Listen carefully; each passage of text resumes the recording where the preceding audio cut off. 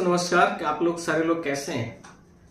Supreme court में एक से बढ़कर एक ईडी और सीबीआई की जो केसेस चल रही हैं उसमें भारत देश के सुप्रीम कोर्ट को लगभग स्पष्ट हो गया है कि जो ईडी और सीबीआई है वो पूरी तरीके से इलीगल तरीके से भारत देश में यूज किया जा रहा है। ईडी को अब बंद कर देना चाहिए।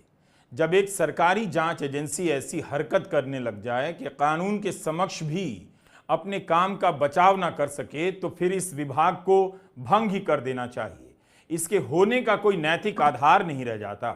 अब एक नहीं, कोर्ट के अनेक आदेश आ चुके हैं, टिप्पणियां आ गई हैं, जिससे यही पता चलता है कि यह एजेंसी बेलगाम हो चुकी है। पंजाब और हरियाणा हाईकोर्ट के जस्टिस महावीर सिंह सिंधु ने कांग्रेस के विधायक सुरेंद्र पवार के मामले में जो कहा है उसे सुनकर इसके अफसरों को शर्मिंदगी तो होती होगी, लेकिन शर्मिंदगी अगर हो रही होती तो एक ही गलती को बार बार दोहराया नहीं जाता। ईडी की हरकतों को कोर्ट ने इंडिफेंसिबल इन लॉ कहा है, यानी इस एजेंसी ने ऐसा काम किया है जिसका बचाव कानून के सामने नहीं किया जा सकता। तब क्या इस विभाग के ही अफसरों पर मुकदमा नहीं चलाना चाहिए या इस विभाग को ही भंग नहीं कर देना चाहिए? सुप्रीम कोर्ट ने छत्तीसगढ़ की अफसर सौम्या चौरसिया को 2.25 साल से अधिक जेल में रखने को लेकर जो टिप्पणी की है वह काफी है यह समझने के लिए कि ईडी अब एक विभाग नहीं बल्कि एक जो पीएमएलए एक्ट है, पीएमएलए एक्ट कल कोर्ट ने बहुत बड़ी एक किसी मैटर में स्पष्ट तरीके से बोला कि जो पीएमएलए एक्ट है can not be become a tools to detain a people. इसका मतलब स्पष्ट हो गया कि यह जो पीएमएलए एक्ट है उस पीएमएलए एक्ट को भारत देश के लोगों को, जनता को या भी नेताओं को या किसी भी व्यक्ति विशेष को आप एक टूल की तरह यूज न करें। और इस तरह हो रहा है पूरे भारत देश में। मुझे लगता है कि पूरे भारत देश में इसी तरह से आज विपक्ष के जितनी भी पार्टीज हैं या विपक्ष के जो नेताज हैं, जो विपक्ष के लोग हैं या पार्टी वर्कर्स हैं, उन सबके खिलाफ में पीएमएलए एक्ट को लगा करके आजकल जो करंट रूलिंग पार्टीज है उसको दबाने की कोशिश करती नजर आ रही है। पर भारत देश में अब यह मामला इतना ज्यादा प्रचलित हो गया है कि अब सुप्रीम कोर्ट के और हाई कोर्ट के जस्टिसों को भी स्पष्ट तरीके से दिखने लगा कि पीएमएलए का एक्ट का जो पर्याप्त तरीके से यूजेज हो रहा है, मिसयूजेज हो रहा है, वह सबसे ज्यादा अपोजिट जो लीडर्स हैं उन्हीं के ऊपर किया जा रहा है। Point number 1। पॉइंट नंबर 2,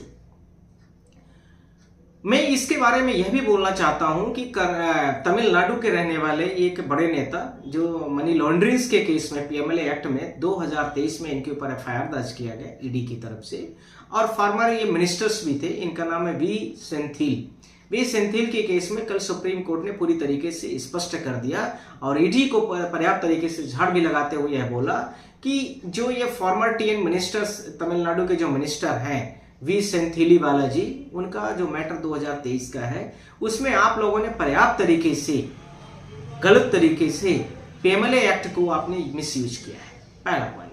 दूसरा, इसी में वो इस केस का मेन मुद्दा यह था कि इनके ऊपर जो एलिगेशंस था वो cash for the job scheme, अर्थात इसका मतलब हो गया कि इन्होंने पैसा लेकर के जॉब दिलाई थी तमिलनाडु में, ये इनके ऊपर एलिगेशंस था। पर यह सुप्रीम कोर्ट ने इन मैटरों को सुनते हुए यह स्पष्ट कर दिया कि पीएमएलए एक्ट का जो यूज किया जा रहा है, इसी तरीके से भारत देश के और विपक्षी नेताओं पर जितने पीएमएलए एक्ट हैं, सुप्रीम कोर्ट ने जैसे जस्टिस सूर्यकांत ने भी कई बार बोला है, justice CGI chief justice of India D.Y.. Chandrachud ने भी कई बार बोला है। इसी के साथ में स्पष्ट हो गया कि जो ईडी और सीबीआई का मामले हैं उनमें और इनकम टैक्स के मामले हो रहे हैं, बहुतायत तरीके से ऐसे ही विपक्ष के या प्रतिपक्ष के लोगों को दबाने या उनकी आवाज को रोकने या इसी के अलावा यह नहीं हुआ तो उनको अंदर कस्टडी में डाल करके बहुत दिनों तक दबाव बनाने का एक तरीका हो सकता है। सवाल यह भी है, इसी के साथ में सुप्रीम कोर्ट ने एक मैटर में सुमोटो भी लिया है। अब मैं दूसरे पक्ष की बात कर रहा हूं, यानी एक दूसरे केस की बात। India, one that involves transparency and trust. Should court proceedings be live streamed or not? That's the question. Today, the Supreme Court of India weighed in and they said yes, proceedings must be live streamed. But why did the debate emerge in the first place, and what's the point of live streaming? First, the history. In 2018, the Supreme Court of India delivered an important verdict. It said cases of national importance must be live streamed. The idea was to promote transparency.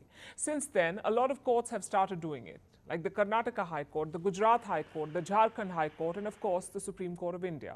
All of them have YouTube channels now. You can log on and watch the proceedings live. Not all trials are streamed though, only the ones of national importance. Which brings us to this controversy. Recently, clips from the Karnataka High Court went viral. They involved Justice V. Srishananda. He was heard making some objectionable remarks. In one clip, he called a place in Bengaluru, Pakistan. In another, he mocked a female lawyer. Both these clips began making the rounds on social media, so the judge was widely panned. That's when a lawyers' association stepped in. They asked the court to stop the live streaming. They said it was being misused by the public. Now, the court did not stop the live streaming, but they barred people from sharing the clips. Later, the Supreme Court waded in. They accepted an apology from the Karnataka judge, so no further action was taken, but the Chief Justice did make some strong observations. But should I tell you, the answer to sunlight is more sunlight. That's true. Not to suppress what happens in the courts, because I think this is a very important reminder to everyone. And the answer is not to close doors and shut everything down, but to say that, look, please, now our reach extends beyond these four walls. Certainly, I'm not suggesting that. I know. Let me read. तो ये जैसे ही उन्होंने इस शब्द को बोला तो supreme court ने इसको उन्हीं के रिप्लाई में इसको कोड भी कर दिया अपने ऑर्डर में। साथ में ऐसे भारत देश में यह बोलने वाले तो नहीं कह सकता, पर यह मैं जरूर कहूंगा कि बहुत सारे सुप्रीम कोर्ट के जस्टिस और बहुत सारे हाई कोर्ट के भी जस्टिस अब भारत देश में किसी पार्टी विशेष के तरफदारी करना शुरू कर दिए हैं, जिसका सबसे बड़ा उदाहरण एक तो ये मैं बता ही रहा था। साथ ही साथ में आपने देखा होगा कि इसके पहले जस्टिस गगोई थे, चीफ जस्टिस ऑफ इंडिया के, उनको बीजेपी ने राज्यसभा अपना भेजा था। फिर इसके साथ में आपने देखा होगा वेस्ट बंगाल के एक जस्टिस थे अभिजीत गंगोपाध्याय, जिनको मार्च में उन्होंने बीजेपी को ज्वाइन कर लिया था, पर वो अपने एक्टिंग जस्टिस रहते हुए उन्होंने इतने सारे निर्णय बीजेपी के फेवर में दिए और वहां की रूलिंग पार्टी के अगेंस्ट में दिए थे। तो यार इसी के साथ में आपने देखा होगा दो उदाहरण और भी मैं बोलना चाहता हूं, जिसमें जस्टिस सीजीआई के पास में पीएम मोदी के घर में पीएम मोदी आए थे, वो आप पूरे भारत देश में चर्चा का विषय था गणेश चतुर्थी के दिन में। अभी मैंने जो आपसे बोला कि श्री सांडे जो जस्टिस श्री वी सांडे हैं, जो इन्होंने बोला है कि पाकिस्तान भारत देश में बेंगलुरु जो है वो पाकिस्तान का एक पार्ट है। इस तरीके के जो वर्ड्स बोले जा रहे हैं, अब बहुत ज्यादा उम्मीदें तो नहीं की जाती, पर भारत देश में अभी बहुत सारे सुप्रीम कोर्ट में और हाई कोर्ट में जस्टिसेस हैं जो भारत देश के संविधान की शपथ करते हैं और संविधान की रक्षा के लिए पूरी जी जान से वो निर्णय देते हैं। ऐसे जस्टिसों को हम नमन भी करते हैं और सम्मान भी देना चाहते हैं।